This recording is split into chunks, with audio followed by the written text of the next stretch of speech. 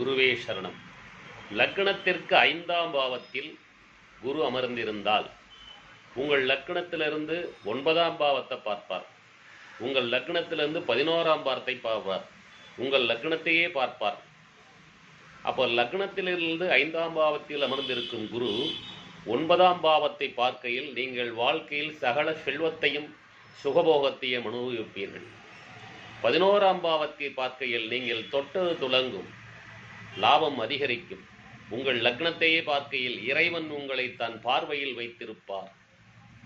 வேற எந்த கிரகங்கள் உங்களுக்கு சரியில்லாத பலன்களை கொடுத்தாலும் இந்த குருவின் பார்வையானது உங்களை காப்பாற்றிவிடும். உங்கள் ஜாதகத்தை பாருங்கள், நீங்களே தெரிந்து கொள்ளலாம். இந்த குருவின் வலிமையை இன்னும் நீங்கள் அதிகரித்து கொண்டால் உங்கள் வாழ்க்கை சகல வளங்களும் பெற்று வாழ்வீர்கள். வெற்றி நிச்சயம்.